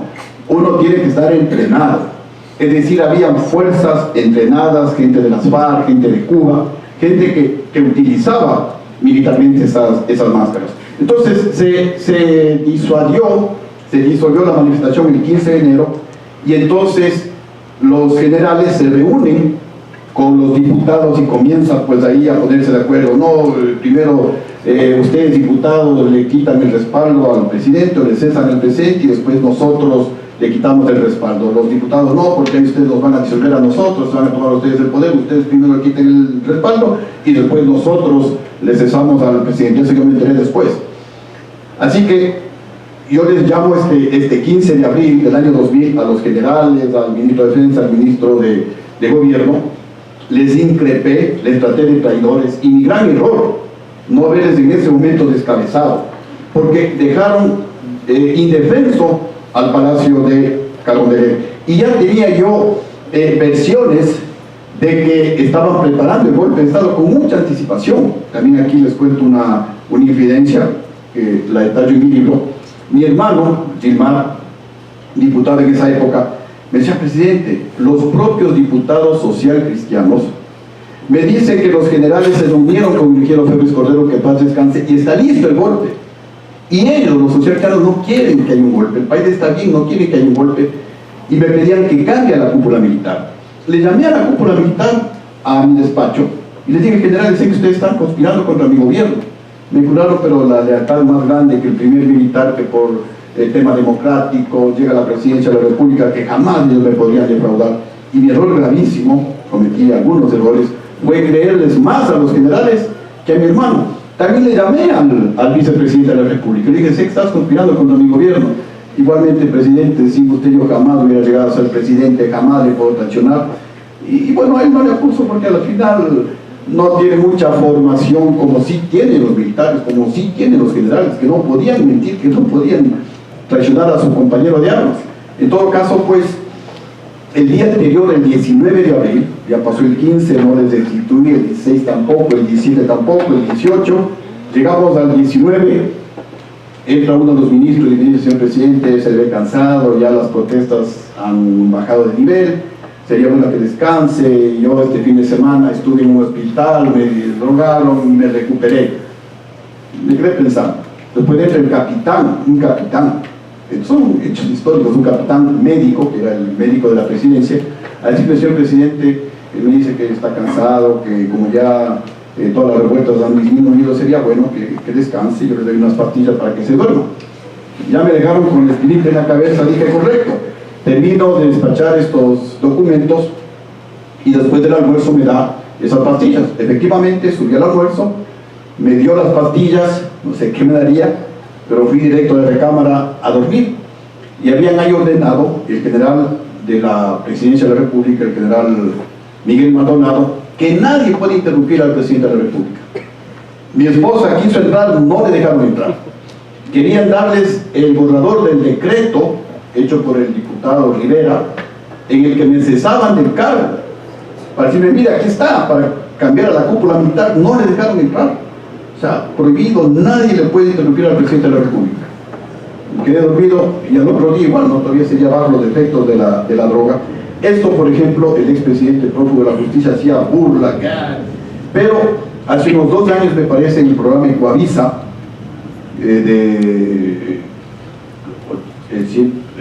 punto de la periodista Tania Tinoco, 360. Visión 360, muchas gracias. Ahí hablaron sobre el golpe de Estado y les entrevistan a los aroneros, a la gente que todavía trabaja en el Palacio de Gobierno, y ellos le dicen: sí, al presidente Gutiérrez le drogaron. O sea, hay un testimonio, ellos testifican que efectivamente me drogaron para que no pueda actuar, porque el 15 de abril que quisieron dar el golpe de Estado yo actué, y el 20 también hubiera actuado y no hubiera permitido que suceda lo que finalmente ocurrió. Entonces, amanecimos el 20 de abril, los militares no permitieron que nadie ingrese al Palacio del Gobierno, sacaron a todos, me dejaron sin seguridad, sin edecanes, estaba solo. Y entra a mi despacho, como sería 11 de la mañana aproximadamente, el general Miguel Maldonado, encargado de mi seguridad, del jefe de la Casa Militar, a decirme: señor presidente, me ordena el jefe del comando conjunto que va a venir un helicóptero para que usted salga del Palacio del Gobierno en vista de que en el Congreso le han cesado por abandono del cargo y no puede continuar en el cargo, tiene que salir. Obviamente, pues yo reaccioné irritable. Dije: la general, el presidente soy yo, a mí me han elegido el pueblo ecuatoriano, 3 millones de ecuatorianos votaron para que yo sea presidente, y yo les nombré a usted, así que fuera general de aquí. Le saqué al general. A la media hora viene el general Maldonado con otro general, supuestamente encargado de la seguridad del Palacio, el general Hugo Guerrón, con 50 soldados. Eso también el país no sabe, la gente no sabe, son cosas inéditas, con 50 soldados, y prácticamente me hacen un cerco en C. Yo no puedo irme ni para atrás, ni para la izquierda, ni para la derecha, y a empellones me llevan a la terraza del Palacio de Carondelet y me dicen obviamente pues que por orden del mando militar va a venir un helicóptero para sacarle al presidente de la República del Palacio de Carondelet. Y yo les digo, pero generales, aquí cómo puede venir un helicóptero, teníamos antenas, me dice, esas antenas se retiraron la semana anterior. Entonces digo, o sea, ustedes estaban confrontados, ¿cómo sabían que se iba a dar el golpe de Estado el día de hoy? Me lanzan al helicóptero, le digo al piloto del helicóptero que me lleve a Guayaquil, que me lleve a Puerto Viejo, que me lleve a Quevedo, que me lleve a Riobamba, a La Tacunga, a Tena, y el piloto me decía, señor presidente, tengo la orden del mando militar de llevarle al aeropuerto Mariscal Sucre, al viejo aeropuerto que queda en la ciudad de Quito. Y efectivamente me llevaron allá. Y aquí también viene otra pregunta. ¿Cómo la gente de las FARC y los infiltrados y los que estaban pues levantados en contra de mi gobierno sabían que primero me iban a sacar en un helicóptero? Segundo, ¿cómo sabían que me iban a llevar al aeropuerto Mariscal Sucre? Porque lo obvio, si es que era por mi seguridad, llévenme a una unidad militar, pues, y no donde estaban esos manifestantes. Yo lo digo aquí, cuando bajé del helicóptero dije, miren, si les robaron un centavo, mátenme. Si les he subido un solo impuesto, mátenme. No se me ocurrió decir nada más. Y gracias a Dios, yo creo que fue un milagro, la gente se detuvo ahí. Porque ellos no iban a aplaudirme, pues ellos iban a matarme, a liquidarme, a despedazarme, a descuartizarme. Porque había gente de las FARC, entiendo que también había gente de Quito que también dijo, oye, no, cuidado, aquí no, nadie quiere matar al presidente, no somos asesinos. Yo no sé qué es lo que ocurrió, pero entonces yo bajé del helicóptero y me fui a una avioneta. Le dije al piloto que me lleve a Guayaquil, a Puerto Viejo, Quevedo, todo, le daba algunas alternativas. Y él sí me dijo, sí, señor presidente, pidió la nave, la avioneta, y no despegaba. Digo, bueno, ¿qué pasa? ¿Por qué no despega? Orden del alcalde de Quito, Paco Moncayo, que no despegue la avioneta. Digo, pero ¿cómo así? No tiene nada que ver. Esto es la Dirección de Aviación Civil, y esto puede traer hasta implicaciones, problemas serios para la aviación ecuatoriana. Pero no me dejaron salir, me bajé de la avioneta y me fui al helicóptero. El helicóptero estaba con las aspas encendidas, y es parte de la formación militar. Aquí a mi compañero, el coronel Carlos Cañar, sabe, también de fuerzas especiales. Yo era de fuerzas especiales, he hecho descensos nocturnos, diurnos, de helicóptero, saltado del avión, etc. Y ya es casi instintivo cuando el helicóptero está con las aspas encendidas. Uno no puede ir pues como que está de vacaciones ahí caminando, silbando. Uno va corriendo y va con la cabeza inclinada, porque hay muchos ejemplos en el mundo que les han decapitado a soldados porque tal vez se descuidaron, ¿no? Hay esos vacíos inexplicables que a veces ocurren y baja una de las aspas de las hélices del helicóptero y les ha decapitado a varios soldados. Entonces es casi instintivo, ¿no? Está el helicóptero encendido, uno va corriendo, y como yo estaba gobernando, estaba con zapatos de suela, el estribo, que es tubular, que es redondo, estaba mojado porque comenzó un poquito a lloviznar y obviamente me resbalé pues al intentar subir al helicóptero. Me resbalé y de eso hacía también mofa el expresidente de la República.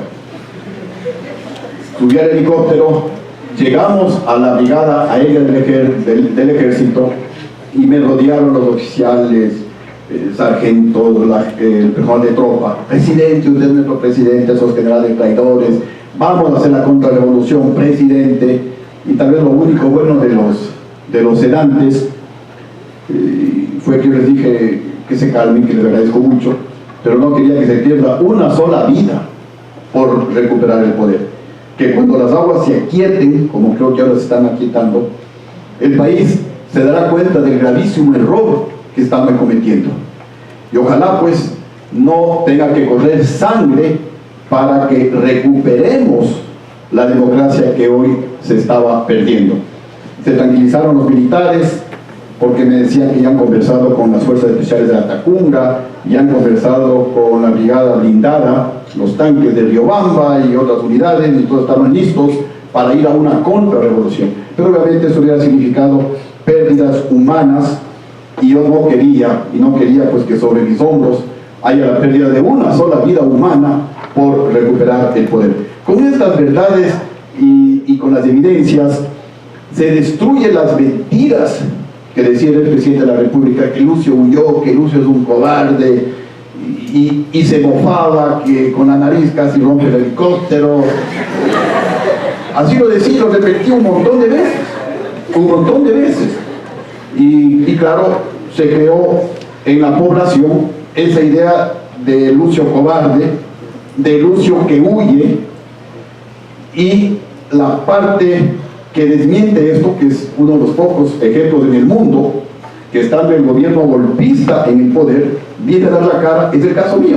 Pero eso la gente se olvidó, la gente no comenta de eso, sino solamente lo que decía Rafael Correa, que repetía en todas las sabatinas, y algún medio de comunicación por ahí también que sacaba casi todos los días esa escena del helicóptero, que de alguna manera pues la gente dice, no, Lucio huyó, sí, con Lucio estábamos bien, pero Lucio huyó, Lucio cobarde. Y hoy pues agradezco una vez más aquí a la universidad que me permite decir estas verdades incontrastables y que próximamente pues las diré o ya estén escritas en el libro que pienso publicar. Así que muchas gracias por la pregunta.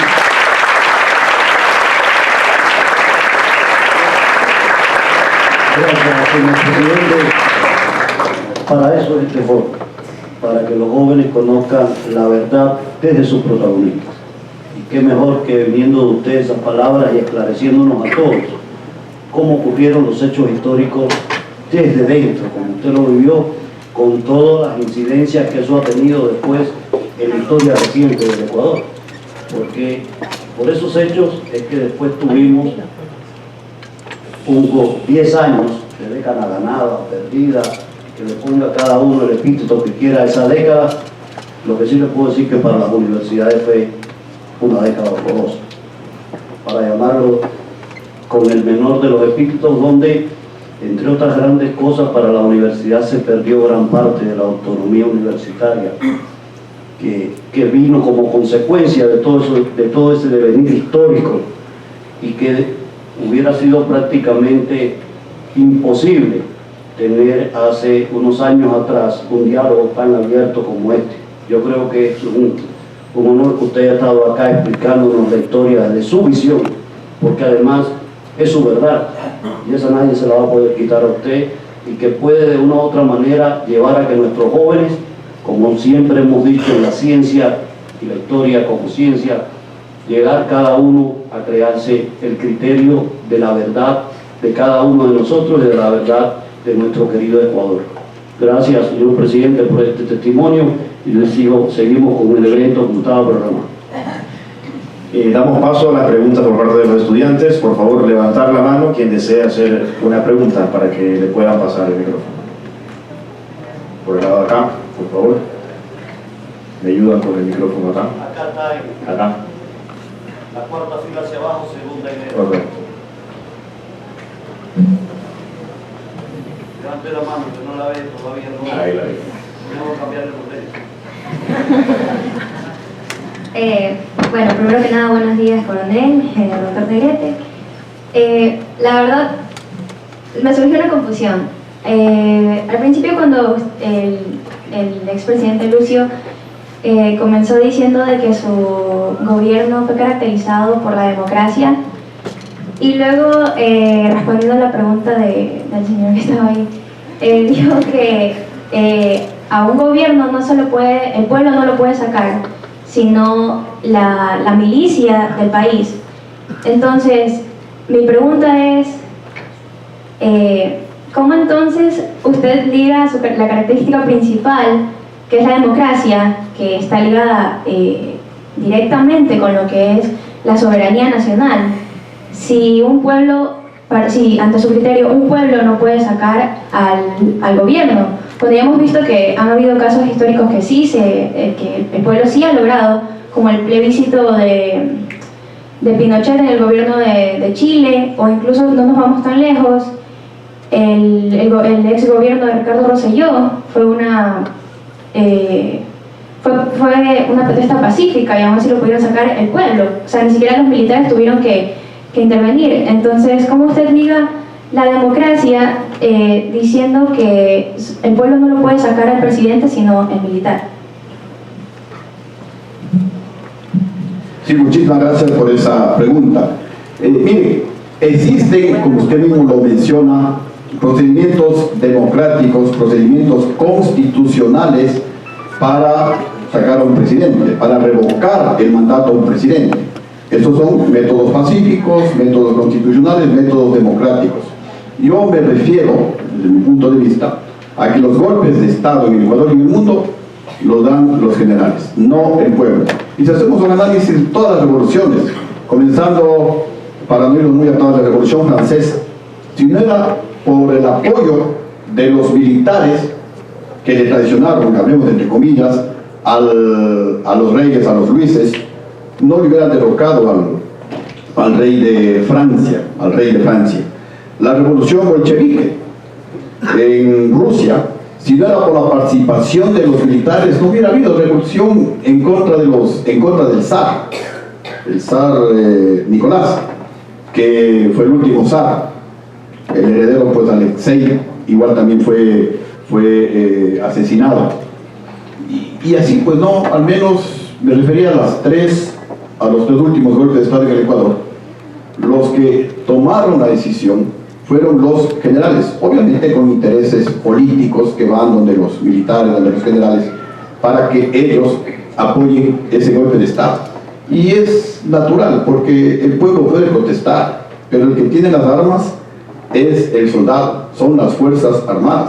Porque si es que el pueblo sacaría presidentes, puede haber algunos casos, yo al menos no lo conozco, y hubieran sacado al actual presidente de Nicaragua, Ortega.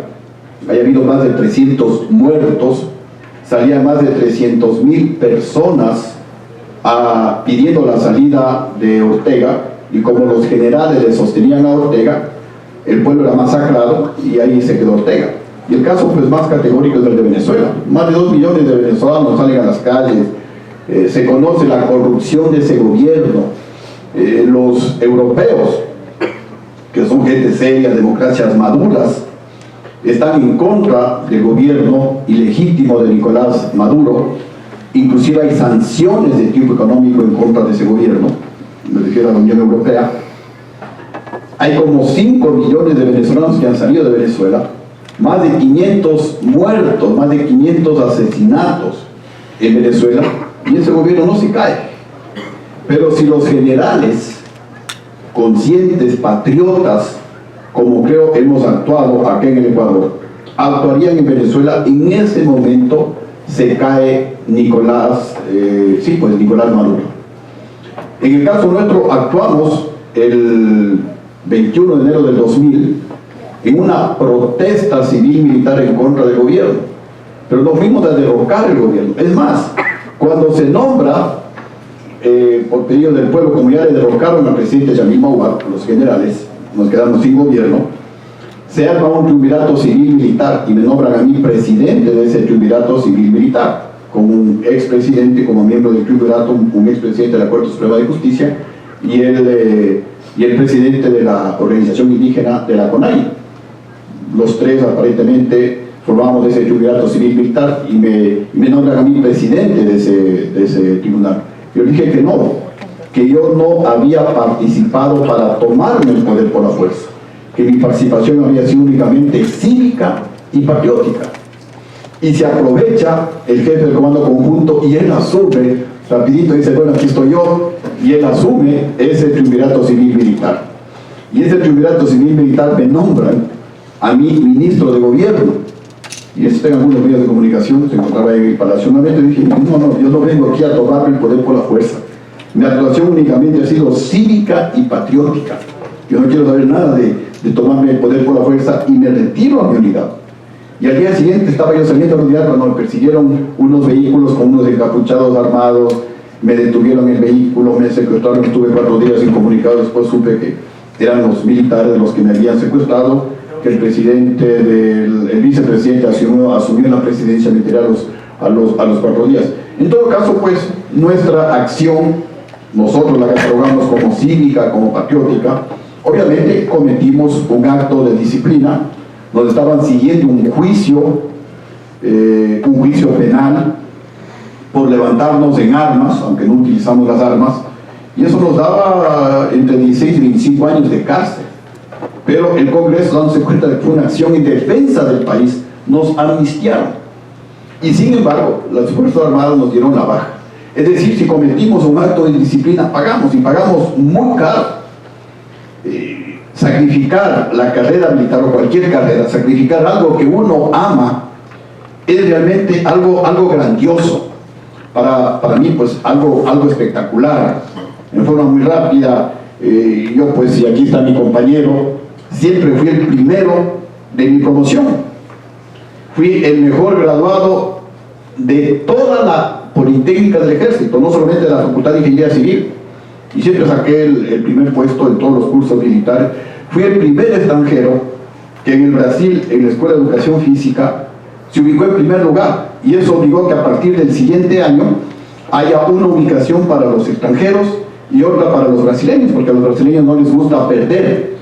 Y paradójicamente el actual presidente de Brasil, que era también militar, capitán del ejército, después de que yo terminé el curso, él hizo el curso de Educación Física en la Escuela de Educación Física de Brasil y también se ubicó en primer lugar, una coincidencia del actual presidente de Brasil, Bolsonaro, que después se retiró de capitán.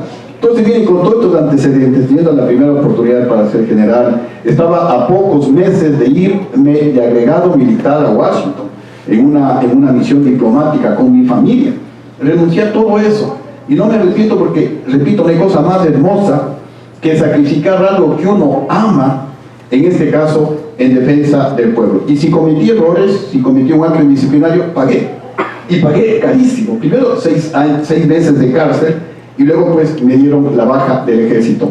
Entonces, alguien decía, no, Lucio dio un golpe de Estado, ahora también a él le sacaron con un golpe de Estado. Yo hago también una comparación. Nosotros actuamos el 21 de enero de 2000 ante un gobierno corrupto, ante un gobierno que permitió el robo al pueblo ecuatoriano de más de 8.000 millones de dólares. Actuamos en defensa de ese pueblo que le estaban reprimiendo, y ese pueblo estaba reclamando por su dinero. No es que estaban reclamando, como dije hace un momento, porque me suban el sueldo o porque por algún otro tema, no sé, de impuestos. Estaban pidiendo, vean, esa plata es mía, devuélvanme, esa plata es de mis hijos, esa plata es para la educación de mis hijos, esa plata es de mi jubilación de 30, 35 años de trabajo, y esa plata le estaban robando. Yo siempre he sido de la tesis de que los ejércitos solo se justifican en el mundo si defienden a su pueblo. Si los ejércitos, como en Venezuela, están para reprimir al pueblo, mejor que no existan esos ejércitos. Porque hasta la Constitución respalda lo que estoy mencionando. Pero insisto, si cometí errores, pues yo fui sancionado. En cambio, el golpe de Estado en contra de mi gobierno dado por los generales, tal vez tomándose la vendetta, bueno, que diga por qué dieron el golpe de Estado. Y siempre les vengo reclamando, bueno, ¿por qué le sacaron a Lucio Gutiérrez? ¿Acaso Lucio se robó un centavo del pueblo ecuatoriano? Yo vine a la cárcel a demostrar mi inocencia. No hay un ministro preso de mi gobierno. ¿Acaso Lucio le castigó al pueblo con un solo nuevo impuesto? Jamás. Y ahí están los resultados que no los puede rebatir nadie. Son los mejores logros sociales y económicos de la historia del país, demostrando que en el Ecuador sí se puede salir de la crisis, sí se puede gobernar con amor, con responsabilidad, con honestidad, con manos limpias, en beneficio del país, sí se lo puede hacer. Sin embargo, pues ahí está, porque no sé, y eso también yo les he emplazado a los generales, que digan si recibieron o no dinero de Chávez. Si no lo recibieron, bueno, que digan por qué le sacaron a Lucio Gutiérrez. Porque Chávez estaba detrás. Yo lo denuncié en esa época, pero obviamente no había evidencias. Estos cables de Wikileaks recién se publican en el 2011. No había una evidencia, solamente mi palabra frente a la realidad. Y obviamente pues los militares me quitaron el respaldo y ahí se acabó mi gobierno. Y miren lo que ha sucedido. La economía crecía el 9%, hoy la economía no crece. El Ecuador era de los países que más inversión extranjera recibía, hoy somos de los últimos. La pobreza se reducía al 4% anual, hoy la pobreza está aumentando. Había delincuencia, sí, pero de alguna manera tolerable. Hoy la delincuencia es algo intolerable. Entonces, si hubiéramos mejorado, ok, está bien. Yo soy un hombre como ustedes, pues también hombres y mujeres que amamos al país y que estamos listos a sacrificarnos. Pero sí me duele que me sacaron a mí de la presidencia y vino la debacle para el país. Y luego yo estuve de candidato a la presidencia en el 2006. Una vez que salí de la cárcel, vine a entregarme, dije, a ver, aquí estoy, ¿de qué me acusan? A demostrar mi inocencia, porque también yo soy un convencido de que todo funcionario público, y especialmente el presidente de la República, debe dar la cara. Es una muestra de dignidad, de honor, que el presidente de la República no evada, que venga a la cárcel, que venga. Y eso le hemos dicho al actual expresidente. Y mire cómo es la justicia divina de perfecta en cuanto a los tiempos. A mí que me decía el expresidente cobarde, corrupto, vine a la cárcel a dar la cara y hoy camino por el país sin guardaespaldas, camino ya con mis actividades personales sin guardaespaldas, porque el poder no es para que uno cambie de posición económica o social. El poder es un servicio y es temporal y es muy efímero. Uno debe ir allá a servir a su país y después salir con la satisfacción de que se sirvió de la mejor manera al país. Se cometen errores, por supuesto, yo cometí errores. De los errores se aprende. Cuando ustedes se equivocan en algún examen, difícilmente se volverán a equivocar otra vez en esa pregunta. Uno se aprende más de los errores que de los aciertos. Yo pienso que aprendí más de los errores que yo cometí que de los aciertos que tuve. En todo caso, pues, obviamente ese es el pensamiento democrático. Unos pueden decir, no, pues, como había dicho el diputado Rivera, quien al cuchillo mata, al cuchillo muere. Lucio le votamos a Watt, pero ahora le votamos a Lucio Gutiérrez, pero no se daban cuenta quién estaba detrás, quién financiaba ese golpe de Estado. Tal vez ellos no se dieron cuenta y participaron algunos actores políticos ecuatorianos, a lo mejor sin darse cuenta de que estaban siendo utilizados para implementar en el país este modelo del socialismo chavista del siglo XXI, que también pues la prensa internacional y nacional relata que Chávez financió la campaña del expresidente de la República, y por eso aquí implantaron el mismo modelo que tienen en Venezuela, el mismo modelo que está destruyendo Venezuela. Gracias a Dios aquí hubo un quiebre, un cambio, y el actual gobierno pues está haciendo esfuerzos, ojalá lo logre. Ha habido un cambio fundamental, sobre todo en la parte formal. Antes había el insulto, la persecución, la falta de libertad de expresión. Hoy hay libertad de expresión, como decía el señor rector. Hoy podemos hablar de estos temas que 2 años atrás no lo podíamos hacer. Pero también en la parte de fondo, hay que decirle al actual gobierno, casi continúa el mismo esquema. Ha habido algunos cambios tibios, pero prácticamente es el mismo modelo, el mismo esquema, y por eso no podemos salir de la crisis. Se les ha dicho al actual gobierno, deben tomar medidas radicales. Es el gobierno el que tiene que apretarse los cinturones, es el gobierno el que tiene que asumir la crisis, y al pueblo hay que darle oxígeno. Pero si el gobierno continúa con ese camino errado, continúan la farra, las consultorías innecesarias, el despilfarro, la corrupción, porque la corrupción sigue en la justicia, en el mismo gobierno, difícilmente saldremos de la crisis. Muchas gracias.